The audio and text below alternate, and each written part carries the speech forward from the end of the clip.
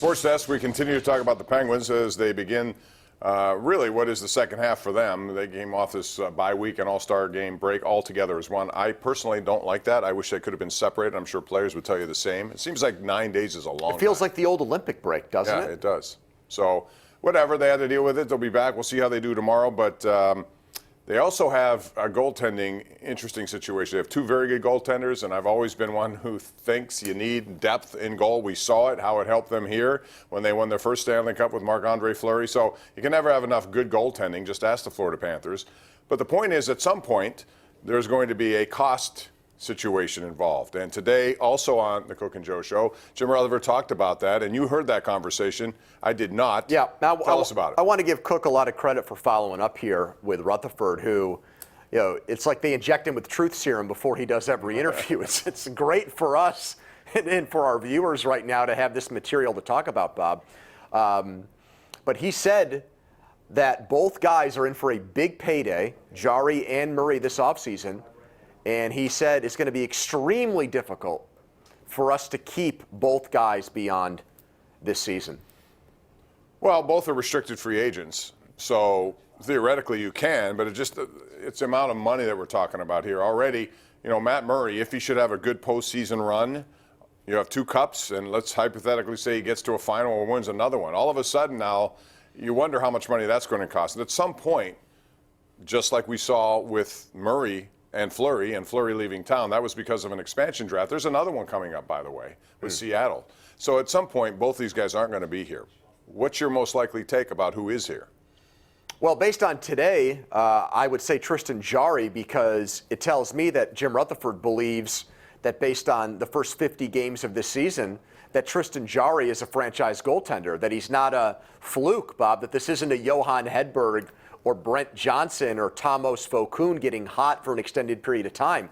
He believes Jarry is a franchise goaltender, Bob. And the last time we were in this situation where Rutherford had 2 franchise guys to choose from, he went with the younger option and the cheaper option. Right. And that would be Tristan Jarry.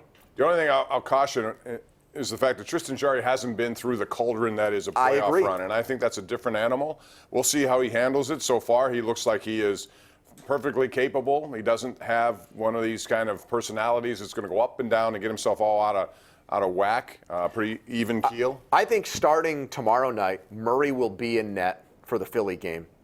And I think they're going to have a hard time prying that net away from him. I think Matt Murray is going to have and a that's lot. a good thing. Do you agree with that, though? Competition, yes, I do. I think they and I believe that they should have started Jarry in the last game just because he hadn't played in a while.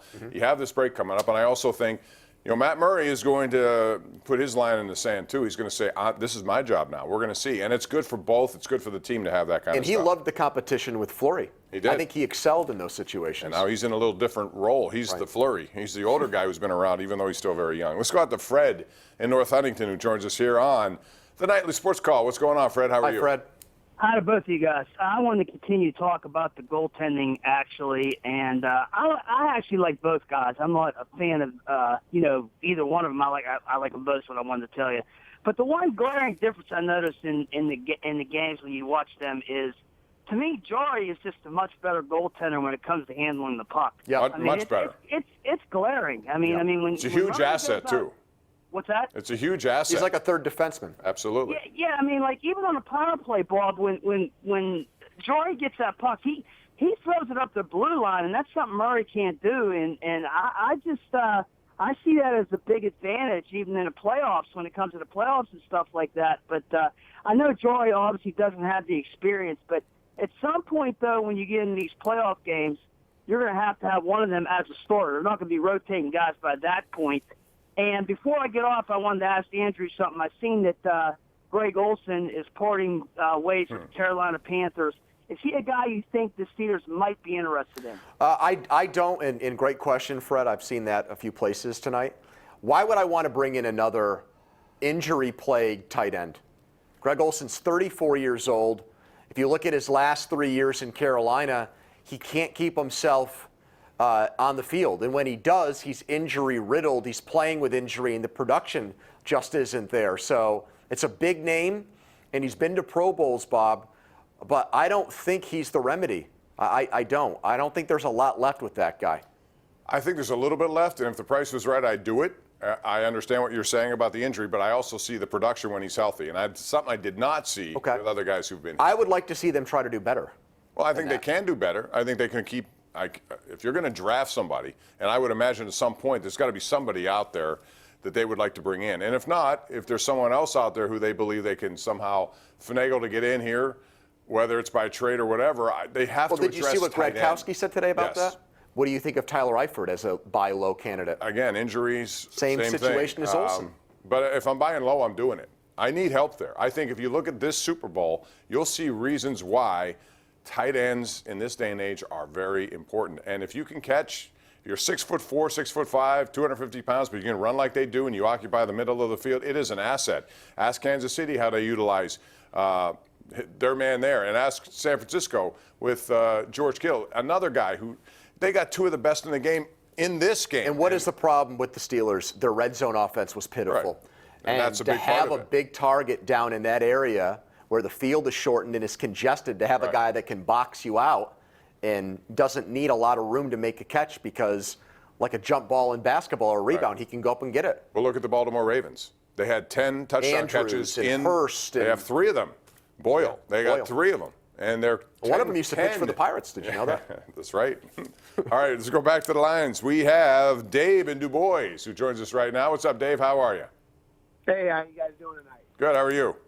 Doing well, thank you. 3 things. One, the new fan cave setup is actually really cool. I'm enjoying watching it. I think it's a real nice change from your sports deck. Thank you. I'll pass that along. Yeah, I mean, it was different. You guys were looking at different cameras and all that stuff. It was it's a nice change. The second thing, I wanted to know why the local media. I mean, Pomp, you've been a part of the local media for years. Fillipponi, you really haven't. I mean, but you've been there a while. I want to know why, like Cookie and all you guys, don't challenge Nutting. When you're interviewing this guy, when the opportunity exists, challenge this guy. See, Dave, I agree with that, and I think to a large part people have. If you're suggesting, somewhat getting down and dirty with him and calling him out, that's different.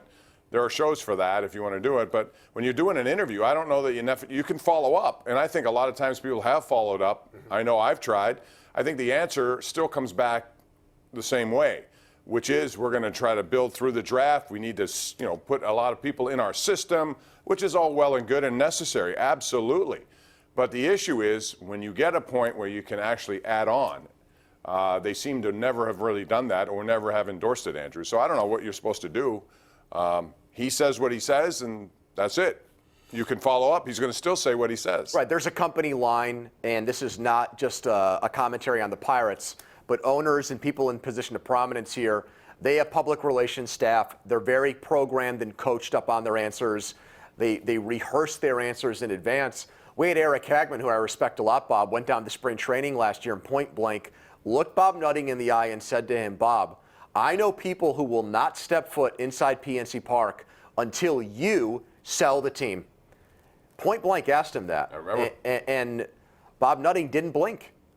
And he had a programmed answer ready to go. And he did not see an emotional, the guy didn't crumble or say, well, that pains me to hear you say that. Right. So you're right.